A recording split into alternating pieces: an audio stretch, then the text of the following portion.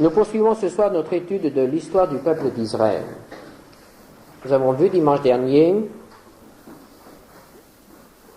le règne de Josaphat, roi à Jérusalem, règne sous lequel eut lieu le deuxième réveil religieux d'Israël.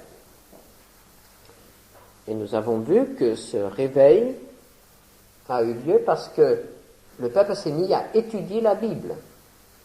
Il y a eu des équipes de formation biblique qui se sont répandues dans le pays pour enseigner la parole de Dieu. Tout réveil authentique, tout réveil qui reste authentique, dirigé par le Saint-Esprit, est un réveil qui s'accomplit en accord parfait avec la parole de Dieu, avec les Écritures. Mais nous avons vu aussi que Josaphat a commis une très grave imprudence qui aura de lourdes conséquences plus tard. Il s'est allié avec Akab, le roi impie de Samarie. Et nous avons vu que Josaphat a été averti par un prophète. Nous avons déjà eu à plusieurs reprises l'occasion de rencontrer une allusion au ministère d'un prophète. Et comme nous arrivons à un moment de l'histoire d'Israël qui est marqué par le ministère bien connu d'un grand prophète, le prophète Élie, il me semble important que nous nous arrêtions ce soir pour nous interroger sur ce qu'est un prophète.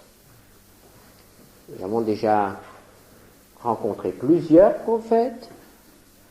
Qu'est-ce qu'un prophète?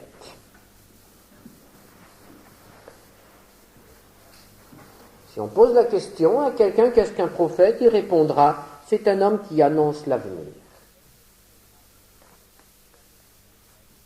Il y eut des hommes qui annonçaient l'avenir sous tous les cieux, dans tous les pays et en tout temps. Nous savons bien que tous les peuples, tous les chefs de peuple, tous les chefs militaires avaient l'habitude de consulter les voyants, les devins, et on connaît bien tous les rites des Romains pour connaître l'issue d'une bataille avant de l'engager. Ne nous faisons pas d'illusions, encore aujourd'hui, certains chefs d'État consultent des voyants, des devins, pour savoir quelle décision prendre. Mais le prophétisme en Israël est quand même quelque chose de tout à fait particulier. Quelque chose qui est tout à fait différent de tout ce qu'on trouve dans l'Antiquité et même de nos jours. Qu'est-ce qu'un prophète? Nous avons un texte très intéressant dans le Deutéronome au chapitre 18. Deutéronome 18, versets 15 à 22.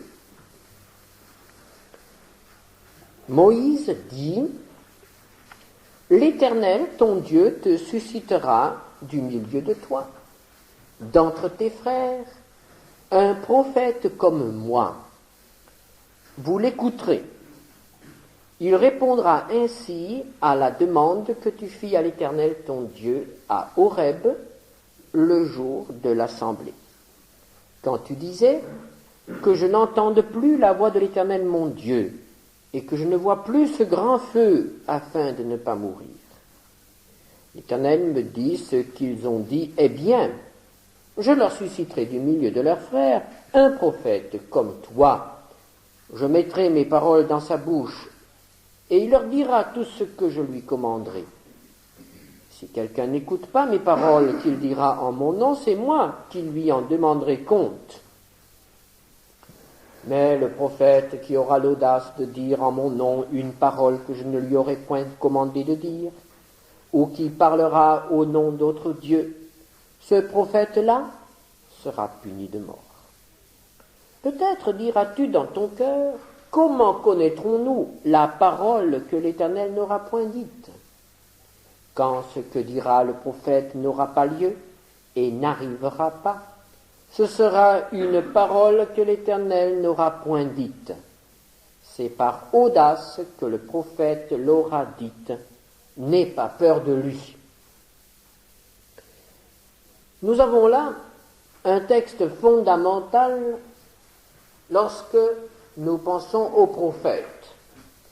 Nous avons là en quelque sorte la loi du prophétisme.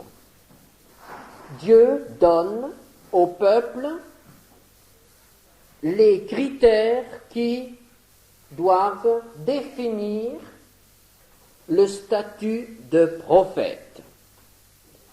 Qu'est-ce qu'un prophète? Ce n'est pas spécialement quelqu'un qui annonce quelque chose à l'avenir, qui parle du futur. Le prophète est avant tout un porte-parole de Dieu. Dieu dit, au verset 18, « Je mettrai mes paroles dans sa bouche et il dira tout ce que je lui commanderai. » Pourquoi Dieu choisit-il un porte-parole? Cela nous est indiqué dans ce texte également. Il est question de l'assemblée. Et nous savons de quelle assemblée Moïse parle ici. Il parle de cette rencontre du peuple au Sinaï, où Dieu a donné ses lois au peuple. Et il nous est dit, dans le livre de l'Exode, que le peuple entendait la voix de l'Éternel. Les 10 commandements ont été entendus par tout le peuple. Et au même moment, il y avait une manifestation effrayante de la puissance et de la présence de Dieu, puisque la montagne tremblait et était couverte de fumée et de feu. C'est Dieu qui se manifestait dans toute sa sainteté et dans toute sa puissance, et qui parlait. Et le peuple, dans la plaine, était terrorisé. Et le peuple dit à Moïse que Dieu ne nous parle plus ainsi, qu'il ne continue plus à s'adresser à nous directement. Va. Et alors Dieu a parlé à Moïse, et Moïse a transmis les paroles de Dieu au peuple. Le peuple, l'homme, ne peut pas supporter que Dieu s'adresse directement à lui. Et c'est pourquoi Dieu choisit un homme qu'il prend comme porte-parole pour le peuple. Moïse est donc le premier porte-parole pour le peuple d'Israël. Il en est en quelque sorte le modèle, il est le modèle des prophètes. Mais nous savons aussi que le prophète dont il est question ici, qui est annoncé ici, le prophète par excellence, celui qui accomplit tout ce qui est dit du prophète, c'est le Seigneur Jésus-Christ. Jésus dont il est dit qu'il est la parole de Dieu incarnée. Jésus qui a donné à ses disciples les paroles du Père. Jésus de Nazareth est donc le prophète par excellence, comme il est le souverain sacrificateur par excellence, comme il est l'homme parfait, comme il est le sauveur parfait, comme il est le rédempteur. Jésus est fils de Dieu. Il accomplit donc la fonction, le ministère de prophète. Donc le prophète sera un porte-parole de Dieu. Et effectivement, nous avons dans la Bible de nombreux exemples d'hommes qui ont été des porte-paroles de Dieu, à commencer par Moïse. Mais nous avons aussi, dans les premiers temps, certaines manifestations que nous pourrions appeler le prophétisme collectif, où il ne s'agit pas, de manière tout à fait précise, d'annoncer un message de la part de l'Éternel. C'est ainsi que nous avons tout de suite, dans le désert, un de ces phénomènes. Nombre 11, versets 24 à 29. Nombre 11, 24 à 29. Moïse est submergé par le travail que lui donne la conduite de ce peuple, et Dieu lui dit alors, prends 70 hommes qui deviendront des anciens, qui t'aideront. Nombre 11, versets 24 à 29, Moïse sortit et rapporta au peuple les paroles de l'Éternel. Il assembla 70 hommes, des anciens du peuple, et les plaça autour de la tente. L'Éternel descendit dans la nuée et parla à Moïse. Il prit de l'esprit qui était sur lui et le mit sur les 70 anciens. Et dès que l'esprit reposa sur eux, ils prophétisèrent, mais ils ne continuèrent pas. Il y eut 2 hommes, l'un appelé Eldad et l'autre Médad, qui étaient restés dans le camp et sur lesquels l'esprit reposa, car ils étaient parmi les inscrits, quoiqu'ils ne fussent point allés à la tente, et ils prophétisèrent dans le camp. Un jeune garçon courut l'annoncer à Moïse et dit, Eldad et Médad prophétisent dans le camp. Et Josué, fils de Nun, serviteur de Moïse depuis sa jeunesse, prit la parole et dit, Moïse, mon Seigneur, empêche-les. Moïse lui répondit, es-tu jaloux pour moi? Puisse tout le peuple de l'Éternel être composé de prophètes, et veuille l'Éternel mettre son esprit sur eux. Moïse a donc choisi 70 hommes, 70 chefs. Il va leur déléguer certains pouvoirs. Ils deviendront des conducteurs. Et nous voyons que Dieu confirme ce choix en leur faisant faire cette expérience spirituelle. Le Saint-Esprit leur est donné et ces hommes se mettent à prophétiser. Nous ne savons pas quel était le contenu de leur message. Il est simplement dit qu'ils prophétisèrent.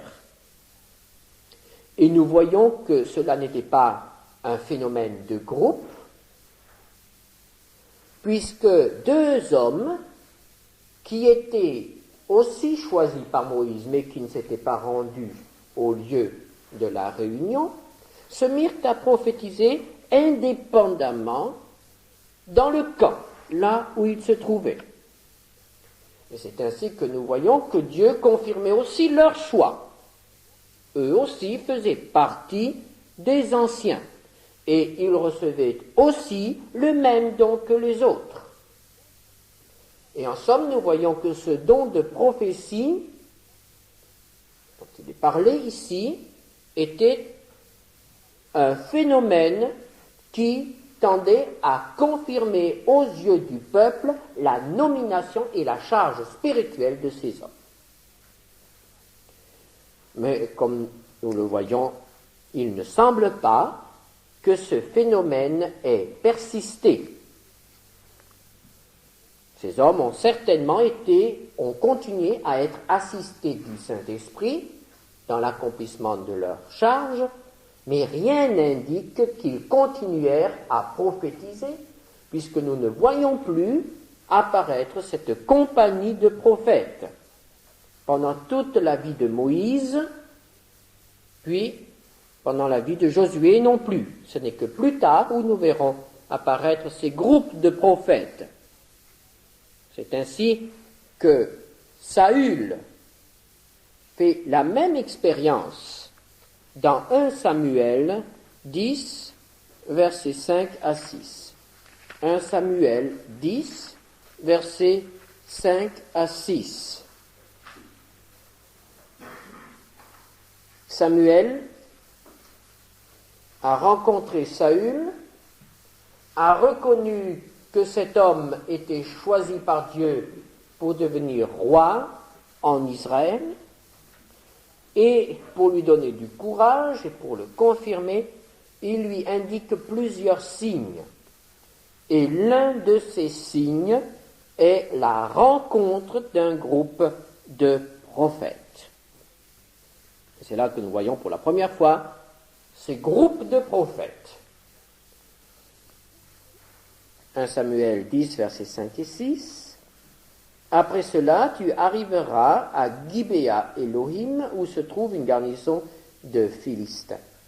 En entrant dans la ville, tu rencontreras une troupe de prophètes descendant du haut lieu, précédés du luth, du tambourin, de la flûte et de la harpe, et prophétisant eux-mêmes. L'Esprit de l'Éternel te saisira, tu prophétiseras avec eux, et tu seras changé en un autre homme. C'est donc un signe, là aussi. Et nous arrivons au verset 10, à la réalisation de ce signe. Lorsqu'ils arrivèrent à Gibéa, voici, une troupe de prophètes vint à sa rencontre. L'Esprit de Dieu le saisit et il prophétisa au milieu d'eux. Et c'est ainsi que ce signe, ce don de prophétie, est donné à Saül pour lui faire comprendre qu'il est effectivement choisi par Dieu pour être roi du peuple de Dieu.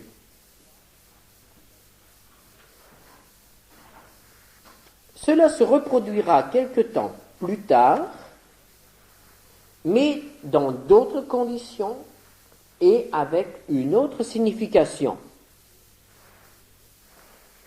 Comme vous le savez, Saül ne s'est pas montré digne de sa vocation. Tout roi qu'il était, il devait obéir à Dieu avant toute chose. Il n'a pas obéi.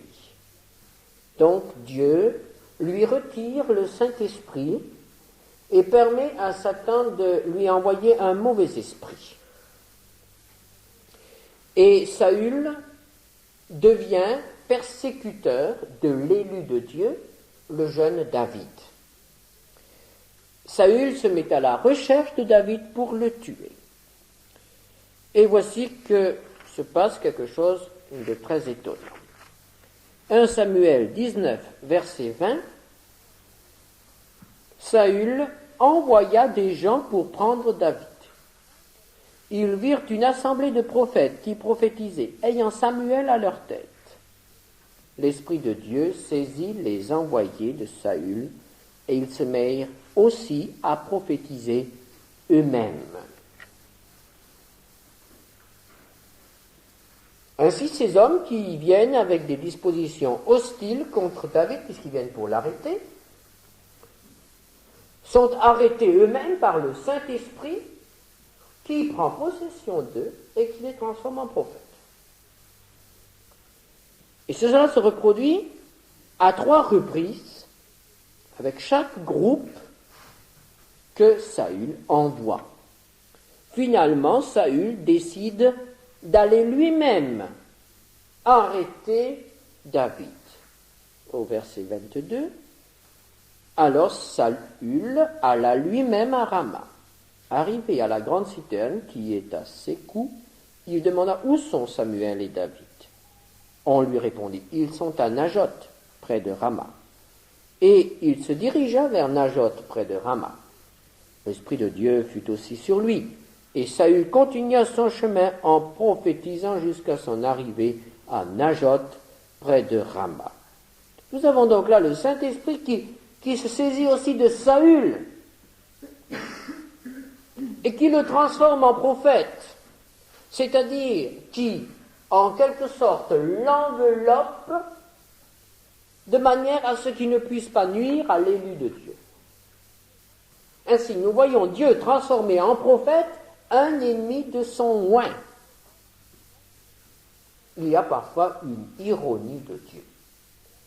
Et évidemment, là, nous voyons que le don n'est pas fonction de la spiritualité de celui qui le reçoit. C'est une loi que nous retrouvons dans tout l'Ancien Testament et surtout aussi dans le Nouveau Testament. Ce sont là ces phénomènes de groupes de prophètes, hommes, ensemble, prophétisant ensemble. Nous aurons encore l'occasion de reparler de ces choses lorsque nous étudierons la vie d'Élisée. Ce qui nous intéresse davantage ce soir, ce sont les prophètes isolés, c'est-à-dire des hommes qui sont employés par Dieu pour apporter un message précis. Nous trouvons, semble-t-il, la première allusion dans Juges 2, verset 1er. Après la mort de Josué, le peuple s'est installé, mais il n'a pas continué la conquête du pays. Alors nous lisons chapitre 2 des Juges au verset 1er. Un envoyé de l'Éternel monta de Gilgal à Bokim et dit: Je vous ai fait monter hors d'Égypte et je vous ai amené dans le pays que j'ai juré à vos pères de vous donner. J'ai dit: Jamais je ne romprai mon alliance avec vous. Et vous ne traiterez point alliance avec les habitants de ce pays. Vous renverserez leurs autels, mais vous n'avez point obéi à ma voix. Pourquoi avez-vous fait cela? J'ai dit alors: Je ne les chasserai point devant vous, mais ils seront à vos côtés. Et leurs dieux vous seront un piège. Nous avons là, pour la première fois, un homme, un inconnu, qui surgit dans une assemblée pour délivrer un message de la part de l'Éternel, un message déterminant, puisque Israël reconnaît sa faute, se repent devant Dieu et se met à servir, se met à obéir à cet ordre qui lui a été donné, puisqu'il y eut quand même quelques-uns qui se mirent à prendre les territoires encore aux ennemis. Mais nous avons là un homme qui donne une indication précise sur la pensée de Dieu, un homme qui délivre un message de la part de Dieu. C'est cela le prophète. Puis nous avons Samuel. Samuel est un grand prophète, le premier grand prophète. 1 Samuel 3, versets 19 à 21. Vous savez comment le petit Samuel a entendu Dieu lui parler, et la Bible nous dit qu'à partir de ce jour-là, Dieu lui a toujours à nouveau parlé. Et nous lisons dans 1 Samuel 3, verset 19, Samuel grandissait, l'Éternel était avec lui, et il ne laissa tomber à terre aucune de ses paroles. Tout Israël, depuis Dan jusqu'à Beersheba, reconnut que Samuel était établi prophète de l'Éternel. L'Éternel continuait à apparaître dans Silo, car l'Éternel se révélait à Samuel dans Silo par la parole de l'Éternel. Et nous avons un peu plus loin une indication intéressante dans 1 Samuel 9, verset 9. Autrefois, en Israël, quand on allait consulter Dieu, on disait « Venez et allons au voyant ». Car celui qu'on appelle aujourd'hui le prophète s'appelait autrefois le voyant. Et là, nous pouvons penser qu'il n'y avait peut-être pas dans l'esprit du peuple une très grande différence entre ce voyant qui pouvait aider de la part de Dieu, et peut-être ces voyants qui se trouvaient de l'autre côté de la frontière, dans les peuples païens, et qui, eux aussi, révélaient certaines choses. Et encore aujourd'hui, on parle des voyants. Mais quand même, nous voyons qu'il y avait là une très nette différence quant à l'origine des révélations qui étaient données. Et Samuel accomplissait là une double fonction. D'un côté, il donnait les directives qui venaient de Dieu, et d'un autre côté, il aidait le peuple par le don qui lui avait été accordé, puisque c'est lui qui a permis à Saül de savoir où se trouvaient les ânesses de son père. Et Saül est allé voir Samuel, non pas pour entendre la parole de Dieu, mais pour retrouver ses ânesses. Et très souvent, ces prophètes, ces voyants, n'étaient consultés que dans ce but-là, c'est-à-dire pour une aide immédiate dans une situation difficile. Et nous voyons que David et les autres rois avaient leurs prophètes, leurs voyants. C'est ainsi que Nathan et Gad étaient les prophètes attitrés de David. Si vous voulez faire quelques recherches, je vous indique les références. Nathan pour 2 Samuel 7, 1 à 4, et Gad pour 2 Samuel 24, verset 11. Mais ces voyants personnels du roi étaient en même temps des prophètes qui transmettaient un message de Dieu, puisque nous avons, dans la première référence, Nathan qui, après avoir approuvé le projet de David concernant la construction du temple, reçoit une révélation de Dieu et doit aller trouver son souverain le lendemain matin pour lui dire « Ce que je t'ai dit hier n'est pas valable, c'était un conseil d'homme, maintenant Dieu parle et voilà ce qu'il te dit. » Et il transmet un message très précis au roi, la fameuse alliance avec David, une alliance qui reste valable. Et pour Gad, c'est la même chose, dans la deuxième référence citée. David cherche l'endroit où doit se dresser le temple. Il y a en même temps une erreur de sa part, et Gad vient le trouver pour lui proposer le châtiment. Gad lui dit, choisis entre 3 châtiments. Et c'est la parole de l'Éternel que Gad annonce. Donc ces voyants auprès de David étaient d'authentiques porte-parole de l'Éternel. Et c'est ainsi que nous voyons, toujours à nouveau dans les livres historiques, apparaître des hommes dont nous ne savons pas grand-chose, mais qui interviennent à un moment précis. Par exemple, Akija, qui intervient dans le choix du rival de Salomon, le premier roi d'Israël, Jéroboam. 1 Roi 11, verset 29. Ou bien Shemaïja, qui intervient pour arrêter Roboam dans son intention de prendre les armes pour mater la révolte de Jéroboam.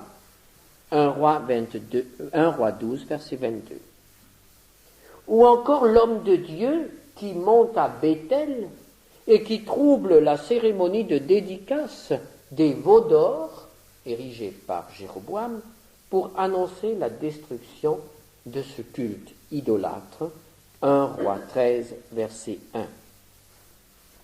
Ou encore un peu plus tard, Jéhu, prophète en Israël, 1 Roi 16, verset 1. Et avec 1 Roi 16, nous arrivons déjà à Élie. Élie, le grand prophète.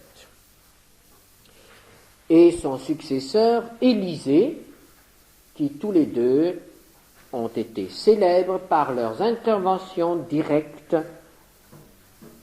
dans la politique de leur temps, dans les affaires de leur peuple. Donc nous voyons que les prophètes ont constamment agi dans l'histoire d'Israël.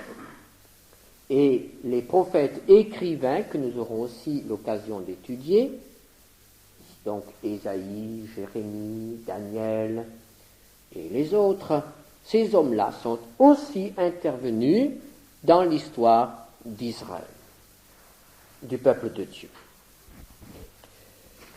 Nous n'allons pas ce soir commencer l'étude de la vie d'Élie.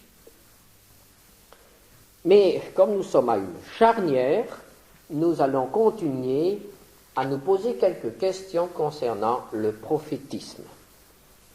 Et nous avons un récit très intéressant que nous n'avons pas étudié dimanche dernier, qui touche la vie de Josaphat, mais qui touche aussi la vie d'Akab. Et ce récit se trouve dans 1 Roi 22, versets 1 à 28. Nous n'avons pas le temps maintenant de lire tout ce texte, mais Josaphat rend visite à son allié Akab, qui en profite pour lui demander de le suivre dans une guerre contre la Syrie.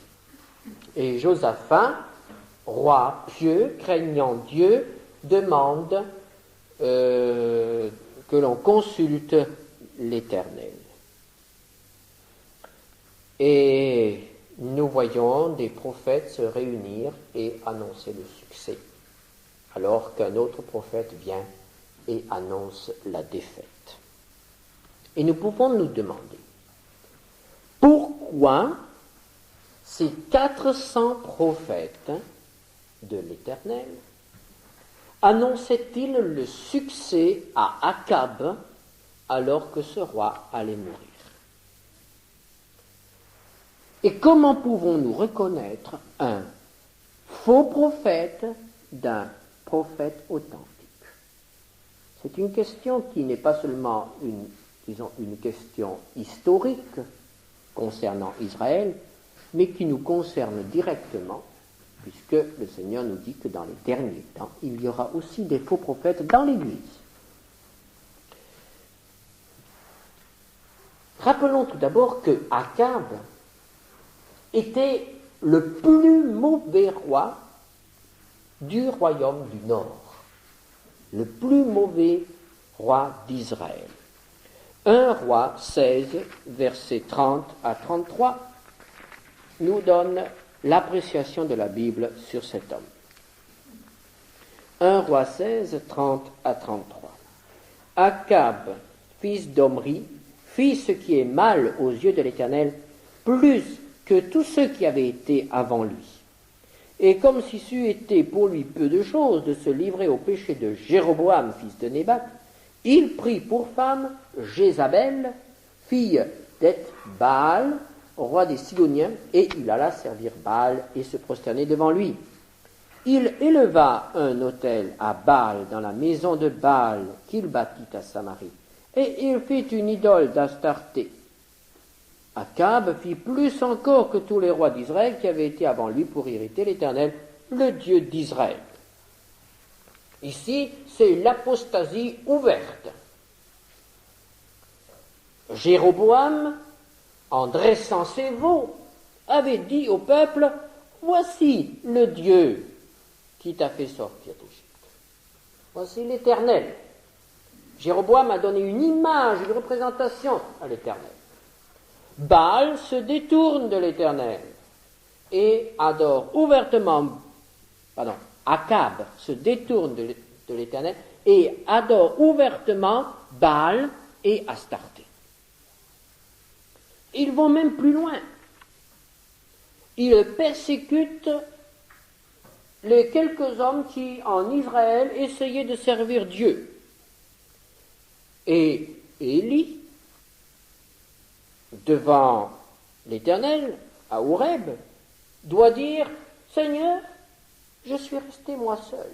Ils ont tué tous tes prophètes. » Nous savons que tous les prophètes n'avaient pas été tués. Un haut fonctionnaire avait réussi à en cacher une centaine. Et le peuple était dans une terrible confusion. Il ne savait plus s'il devait servir l'Éternel, Baal ou Astarté. Et alors nous nous demandons d'où viennent ces 400 prophètes de l'Éternel, tout à coup. Puisque Akab et Jézabel ont massacré les prophètes, ou peut-être simplement les hommes pieux en Israël. Il s'agit donc ici de faux prophètes, c'est-à-dire il s'agit ici de fonctionnaires religieux de la cour. Ils sont 400 et ils sont bien d'accord sur ce qu'ils ont à dire au roi. Chapitre 22, versets 13 à 14, le messager qui était allé appeler Michée lui parla ainsi. Voici les prophètes d'un commun accord prophétisent du bien au roi. Que ta parole soit donc comme la parole de chacun d'eux. Annonce du bien. Et Michée répondit, l'Éternel est vivant, j'annoncerai ce que l'Éternel me dira. Alors ils se sont mis d'accord pour annoncer du bien au roi. Ce sont donc des courtisans. Et quel est ce bien? Chapitre 22, versets 11 et 12. Sédécias, fils de Kénaana, s'était fait des cornes de fer, et il dit ainsi par l'Éternel, avec ces cornes tu frapperas les Syriens jusqu'à les détruire. Et tous les prophètes prophétisaient de même en disant, monte à Ramoth en Galaad, tu auras du succès, et l'Éternel la livrera entre les mains du roi.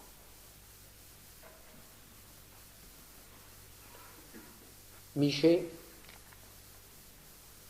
ne peut pas parler ainsi. Michée annonce que l'Éternel permettra la mort du roi Akab et la défaite de l'armée d'Israël. Et il donne l'explication de la différence entre le message des 400 et son message. Et il dit, au verset 19, « Écoute donc la parole de l'Éternel. J'ai vu l'Éternel assis sur son trône, et toute l'armée des cieux se tenant auprès de lui, à sa droite et à sa gauche. Et l'Éternel dit, qui séduira Akab pour qu'il monte à Ramoth en Galaad et qu'il y périsse? Ils répondirent l'un d'une manière, l'autre d'une autre. Et un esprit vint se présenter devant l'Éternel et dit, moi, je le séduirai. L'Éternel lui dit, comment? Je sortirai, répondit-il, et je serai un esprit de mensonge dans la bouche de tous ces prophètes. L'Éternel dit, tu le séduiras, et tu en viendras à bout. Sors, et fais ainsi. Et maintenant, voici, l'Éternel a mis un esprit de mensonge dans la bouche de tous tes prophètes qui sont là, et l'Éternel a prononcé du mal contre toi. Il y a donc un esprit de mensonge dans ces prophètes, d'où leur unanimité, et d'où la différence aussi avec le message du vrai prophète. Et le Seigneur Jésus nous dit dans Matthieu 24, verset 24, « Il s'élèvera de faux Christ et de faux prophètes. Ils feront de grands prodiges et des miracles, au point de séduire, s'il était possible, même les élus. » Ceci nous trouble, car il est évident que si nous avions été à la place d'Akab ou de Josaphat, nous aurions été très perplexes, puisque d'un côté, il y a un groupe de 400 qui sont unanimes pour prédire le succès, et de l'autre côté, il y a un non-conformiste qui raconte une histoire de vision, qui calomnie les 400 et qui se prétend le seul à être authentiquement inspiré. Si nous regardons à la loi de la majorité, nous penchons pour les 400. Et nous faisons une énorme erreur puisque ce sont les faux prophètes, ceux qui conduisent à la perte. Et le Seigneur Jésus nous dit que dans les derniers temps, il sera extrêmement difficile, même pour les élus, de reconnaître les faux prophètes et les prophètes authentiques et de discerner un message venant de Dieu d'un message inspiré par les hommes ou par les puissances des ténèbres. Comment discerner? Et nous devons être vraiment au clair à ce sujet, car ces choses se manifesteront dans l'Église et ont déjà commencé à se manifester. Et si nous n'avons pas le discernement, nous serons entraînés, nous serons égarés. Comment reconnaître un prophète authentique? Quels sont les critères d'un prophète authentique?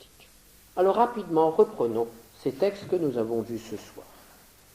Tout d'abord, nous dirons que pour reconnaître un prophète authentique, il faut regarder ce qu'est sa vie, et surtout ce qu'est cette vie avec Dieu.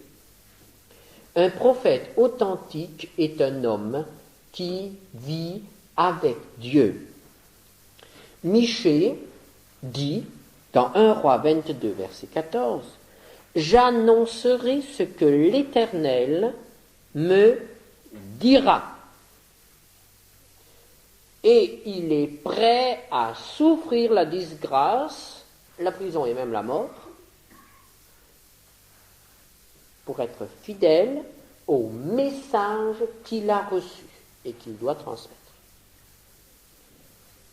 C'est aussi un homme qui peut dire dans 1 Roi 22, verset 19, « J'ai vu l'Éternel ». Évidemment, chaque prophète ne peut pas dire « j'ai vu l'Éternel ».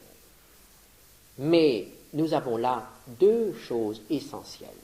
C'est un homme qui entend et c'est un homme qui voit. C'est-à-dire, c'est un homme qui vit avec Dieu et qui vit constamment avec Dieu. Et cela doit se voir dans la manière dont il vit sa vie de tous les jours. Et Jésus dit, dans Matthieu 7, verset 16, « Vous les reconnaîtrez à leurs fruits. » Lorsqu'un homme vit avec Dieu, ça se voit.